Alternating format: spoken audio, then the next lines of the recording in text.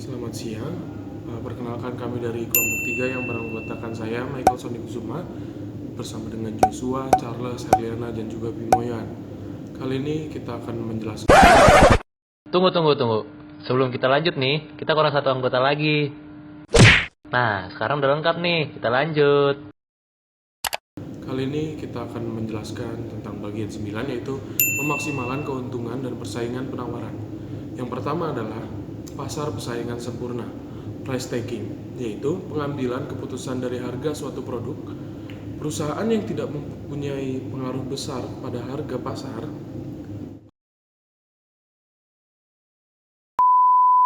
tidak akan juga merubah harga barang yang ada di pasar.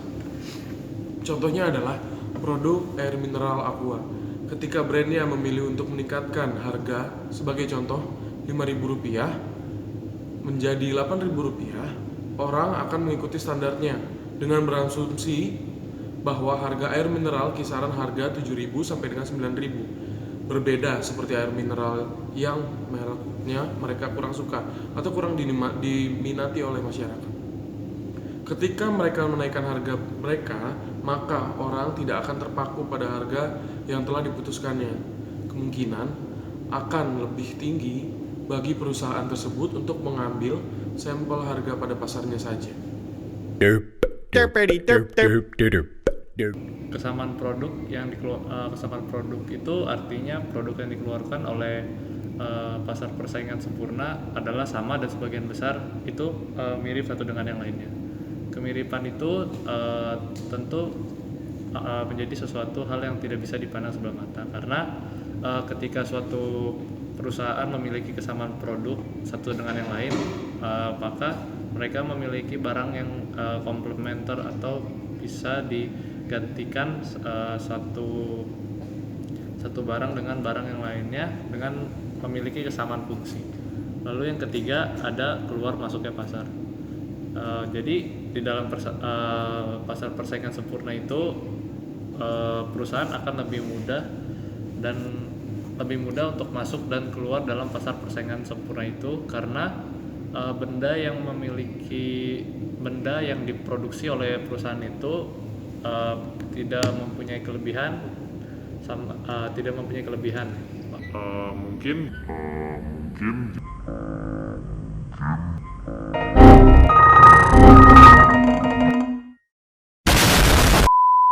jika ada kelebihannya hanya sedikit dan tidak terlalu fungsional.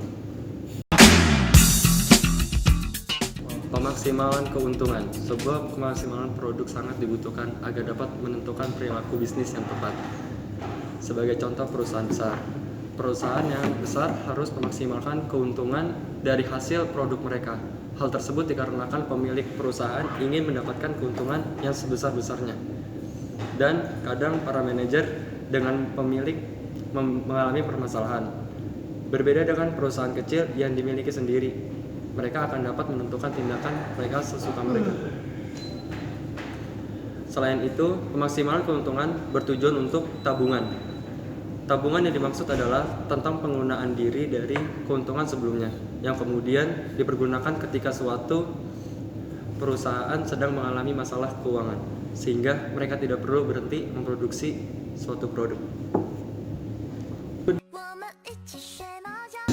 Di sini juga ada bentuk alternatif organisasi. Yang pertama itu kooperatif. Kooperatif di sini maksudnya asosiasi bisnis yang dimiliki dan dikelola bersama untuk saling mendapatkan keuntungan. Kedua, kondominium.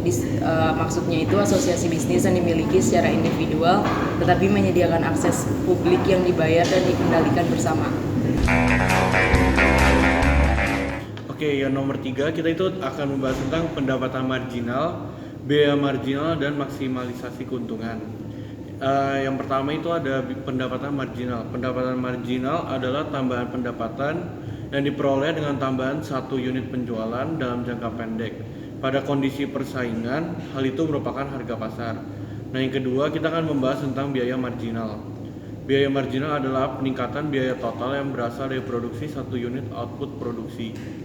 Jika suatu perusahaan memproduksi sekitar 1000 unit, biaya tambahan peningkatan output menjadi 1001 unit itu adalah biaya marginal. Yang dimaksud biaya marginal adalah penambahan 1 unit. Biaya marginal mengukur biaya input tambahan yang diperlukan untuk memproduksi tiap unit output berikutnya. Yang terakhir, maksimalisasi keuntungan. Perbedaan antara harga penjualan dari suatu produk dengan biaya produksi dan biaya penjualan. Di sini ada fungsi dari keuntungan. Yang pertama itu memastikan kinerja.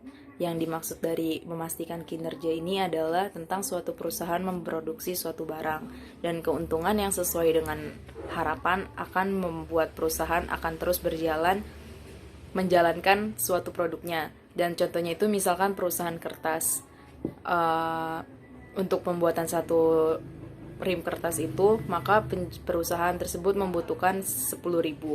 Namun perusahaan tersebut harus menggaji karyawan kayak untuk membayar listrik, keamanan, dan masih banyak lagi. Oleh sebab itu, mereka menjual dengan harga 13.000. Untuk satu rimnya, dengan adanya tambahan 3.000, perusahaan dapat terus berjalan. Menutup biaya untuk tetap dalam berbisnis. Penutupan ini salah satunya berfungsi untuk penutupan utang yang dilakukan sebelumnya.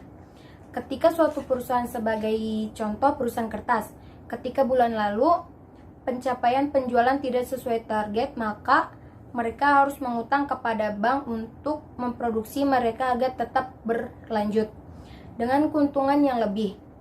Maka mereka dapat membayar utang tersebut untuk kelanjutan produksi mereka. Yang ketiga, ada memastikan pasokan masa depan. Pemasokan masa depan ini bisa diibaratkan sebagai tabungan bagi suatu perusahaan di masa depannya nanti. Contohnya adalah perusahaan kertas yang baru saja dibahas.